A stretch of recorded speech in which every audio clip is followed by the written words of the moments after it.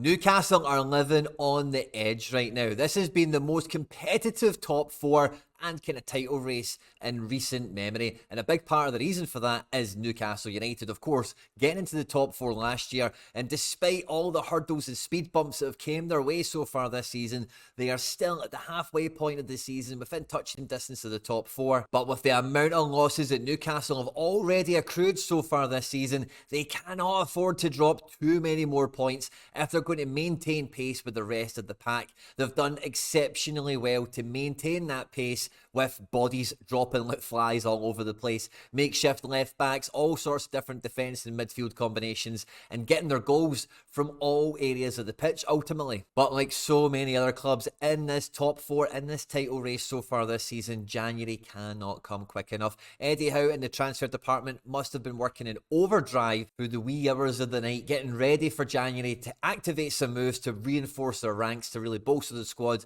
and get the season going in the direction that it should be in. Not saying that it's not, but finishing bottom of the group stage, and when you look at how good Aston Villa are doing, there's a bit of ground for Newcastle to make up on their season. Now, I actually think the Champions League campaign told us a lot of positives and negatives about the group, about the squad, that it should inform the transfer department come the January transfer window. If you haven't caught that video, it'll be linked at the end of this one in case you want to go and check that out. But when we lay the squad out on the tactics board that we're basically going to see for Newcastle over the course of the season through injury and all the rest of it, I've now got Miley in best 11 personally. Love the guy. I think he's doing amazing now. Him and Gordon, really grown to enjoy watching those two players over the last couple of months especially, and Livermento as well. But this is kind of roughly how I've got the depth chart laid out for the remainder of this season. Now, we can argue about Livermento being number one left back, number two right back, and maybe somebody else's over here like Byrne or Hall maybe or something, I don't know. But Livermento for me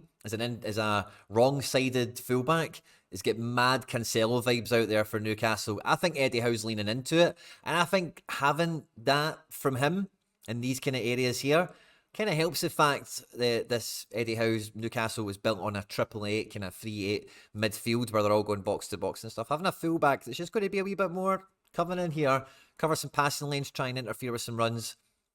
I like watching it. I think it's worked so far. And I don't know if Eddie Howe's going to pull the plug on that too quickly. So, argue with me if you want in the comment section about who's the first team and who's the second team for one or two of them. Fine, right? Whatever. But overall, I think midfield, thanks to Miley, is kind of okay. If you're going to run with this shape, only got league football to worry about now. No more European football. There's still domestic cups and stuff, but basically just the league to focus on. This is way enough midfield depth, I think, for Newcastle to keep the sort of pace that they have been going in. But they will warrant reinforcements to come into midfield because all season the midfield has been ever-changing, and I don't doubt they've made some progress in the way of going and adding some another player in here. Now, I do feel whoever does come in here will be the exact same type of midfielder as everyone else here. A guy that's a bit of everything, a bit of box-to-box, not an out-and-out ball winner, not an out-and-out attacker, somewhere in the middle. Maybe some of them lean a wee bit more than the other way, but generally it's someone that's going to be a all-action box-to-box midfielder. I did try and warn you in the summer, any Geordies that were here on the channel watching the pre-season transfers, the defence is just way too thin to get top four. I think he's have done exceptionally well with Schär, Lascelles, with Byrne, Trippier, all the square pegs and the round holes that Newcastle have managed to do. I think the guys that have played have done brilliant, and they have earned their stripes, no pun intended, thoroughly in this period of the campaign. And I kind of said it in the intro, but for me, these results and everything has firmly been like champion winning mentality from Newcastle, and it's been a lot of suffering, but the players that stick around in this squad and help the team grow over the next couple of years, like this kind of period will definitely pay dividends for some later on. It could be the likes of Livermento. Trippier, of course, has won a league title already, but like Bruno, Joe Linton, Miley, there's a lot of guys that have, earned their stripes. I'll say it again. Quite a lot over this period. But it is clear that the defence is super thin. As much as Lascelles has stepped in, as much as maybe Byrne's left back, maybe he's left centre-back behind Botman, whatever. But there's another defender needed here. And I think the fact that there was no centre-back brought in this summer, I found shocking. The Geordies that tune into this channel didn't really seem too bothered about it, but I think this season you maybe see Yeah, if we had another guy in there, might have made things a bit more comfortable. Maybe one more result might have went your way, maybe two or something at a push. But as the season goes on, you don't have any more room for manoeuvre. You need the defence to be as tight as possible for the remainder of the season. And as much as Gordon has been all action, all attack, Isak, when fit and available, has been doing the business. Almiron's getting involved in the action. And even Wilson, Murphy, when fit and available, Joe Linton, Bruno, all these guys have been contributing. There's been goals coming from all areas of the pitch. But I do feel, I did say it in the summer as well, maybe not right now because there's no European football to worry about. I think Wilson and Isak is a good 1-2 combo.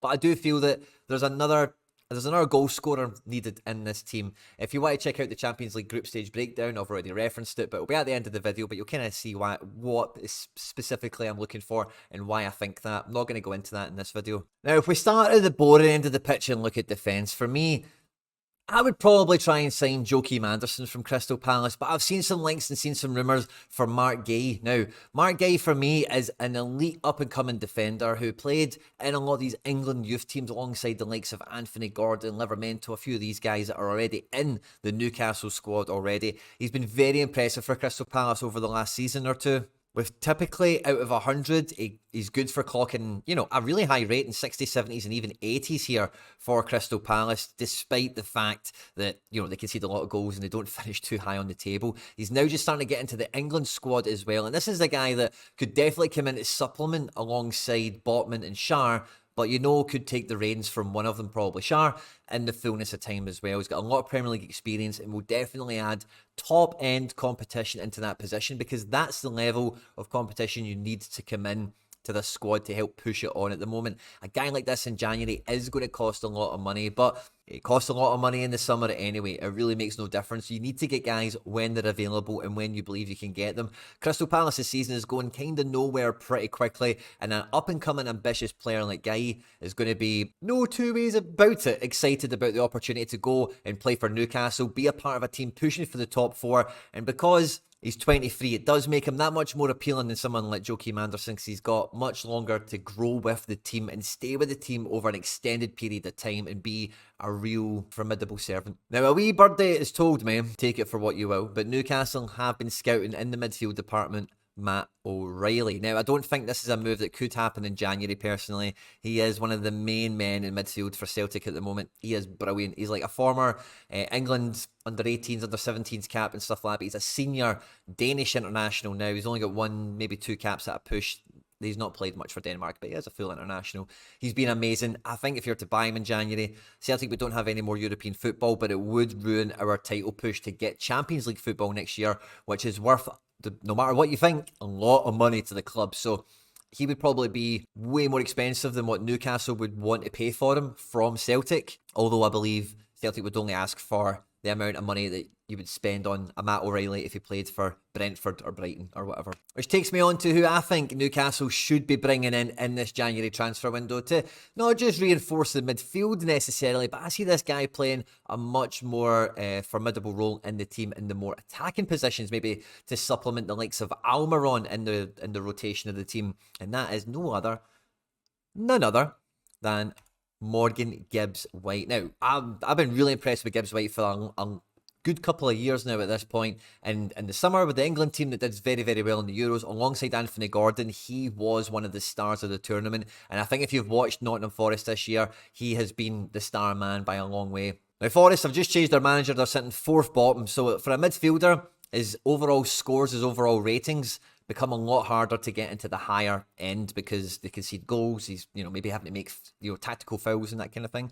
But you can see here, still very, very good scores, and he can peak out in the games where he is contributing with goals and assists and whatever. And like I said, for England, he was one of the stars of the tournament in the summer alongside Anthony Gordon. He'll probably cost a pretty penny, but now that Nottingham Forest have changed their manager, maybe he's wanting some transfer funds, and if you go and spend 50 or 60 on somebody like Morgan Gibbs-White, you get an England youth international who is played alongside the likes of Gordon, Barnes, even Elliot Anderson I know is in here as well. He's played England youth, Livermento, maybe one or two others that kind of float in as well. But he's got the versatility to play in this Almiron position here in that forward front line, and he's got great link up with Anthony Gordon. So interchanging of play, coming and playing in tight spaces, he's very, very good at that. For a big guy, he's quite quick, quite good with his feet and all the rest of it. But he's got a very similar frame to the likes of Joe Linton and to Bruno, where he could play in a midfield three as well if you wanted to keep Almiron's pace on and you're trying to keep the team as strong as possible. So for someone that ticks all these boxes, like homegrown, young, knows some of the team already, and has got a clear path into the starting 11, I think Morgan Gibbs-White makes absolute sense. And if Newcastle could make a deal happen for him, they should bend over backwards to do it. Now, I'm not too sure how Newcastle are going to approach their attack reinforcements. There is a bit of a funny situation this January because PSG have been overbuying headcount and on spend for the last couple of years, and they really, really need to shed some guys out in this window. And Hugo Ekitike was linked to Newcastle through his kind of rise before he went to PSG, and I think he's been linked maybe once ever since. But this is a guy I could see Newcastle taking on, and he could play behind Isak in terms of being his number 2. He could have a bit of versatility in the front 3 positions. Maybe he could cover Gordon on a rainy day, that kind of thing. PSG spent a lot of money on him, but so this is a one where the deal would need to be quite creative. I'm not too sure if the lines of communication between Newcastle and PSG are there to be had to make a deal work. But Hugo Ekitike that is on form, fit and firing in the French league, as you can see here, was very good for scoring against all shapes and sizes of opponents and is a very versatile attacking forward. The statistics were so good, of course, all of Europe were after him, and PSG spent like almost Mbappe money on him to make that deal happen. Could he be like a loan with an option to buy, and you maybe just try before you buy on someone like him? That could be interesting. But ultimately, I do think Newcastle, the next player they add into their attack, should be like a class above Almiron in that kind of position. And straight away, I'm thinking about guys like Take Kubo. But unfortunately, Take Kubo and Real Sociedad are still going to be in the Champions League. They are through to play Paris Saint-Germain in the next knockout stage themselves. So I can see Take Kubo wanting to play that game, and subsequently, he won't be moving in January. But this is a guy that if you were to get in the summer, and you might want to leave the door open in the squad for getting someone like this in the summer, I think would be a huge upgrade. In La Liga, for the last couple of years, played for Barca and Real Madrid at youth level. Now made some moves to get some minutes. Mallorca last season, Sociedad this. Honestly, like this kid has just been on a trajectory all his career. It's not really stopping. Every time I watch him, I'm super impressed. And I think he's ready for that Premier League move. But I think he's going to stay the season at La Real, at Sociedad, who are also pushing for top 4 again and doing well in the Champions League and whatever as well. I also really like Nico Gonzalez as a prospect for Newcastle. I think he is very similar to Almiron, but way more clinical. He's got elite pace. He's an Argentina senior international. At 25, 26 years of age, you kind of know what you're getting from him. Fiorentina are through to the next round of the Europa Conference League or something. So, you know, it's not the Champions League. Maybe if you were to spend big money and, you know, you're thinking, let's go and actually get the guy that we want, you could maybe get him out of Fiorentina in January, but it wouldn't be cheap. But again, this is a guy I think you want the door left open for to try and sign in the summer, if not in January. Which then means that probably the more appealing transfer to make to supplement the attack between now and the end of the season in the January transfer window would be some sort of like loan or something like that, maybe buying a little prospect or whatever. But Newcastle have a little guy like that floating around already. Yankuba Minte, I managed to see him twice play against Celtic, and I can tell you this guy is really quick. He's not amazing, but he's definitely decent. And as you can see from the time he's been at Feyenoord, it's been a nice little school of football for him. He's played well when called upon. And, you know, he's built on the form that Newcastle bought him from. He's moved up a level. He's doing a little bit better. And, you know, I think this guy has a good place in the squad. Now, he's shown a little bit of versatility at Feyenoord, so maybe there's a wee bit of cover he can offer here. But on this side at the moment, every game, Matt Ritchie's getting 5 minutes or something like that. You've just signed this guy. He's done well in Holland. And, hey, you want to leave that door open for a world-class talent? Give this guy a shot now. See if he's made of it. Maybe you can even get his transfer value up a little bit if you're going to sell him to help massage some FFP in the future or whatever. But I'd much rather give this guy 5 minutes a match than Matt Ritchie. And you've still got Murphy anyway, even if he wasn't good enough. Other alternative to that, if you're going to be really creative in the transfer window, which I think Newcastle might, and I think they're probably really on the fence with whether to pull this cord or not, but is the whole Saudi Arabia question. Now, I'm not going to actually talk to you about that in this video, so I already did a whole video on every player Newcastle could possibly look at, sign, loan, buy, whatever, in the January transfer window. That's linked on screen here, the now. And if you want to catch that Champions League video I mentioned earlier, I'll pop that here, the now as well. I hope you enjoyed this one, guys. And don't forget to like, subscribe, share, and retweet, all that good stuff. And I'll catch you on the next one. Take care. Bye-bye.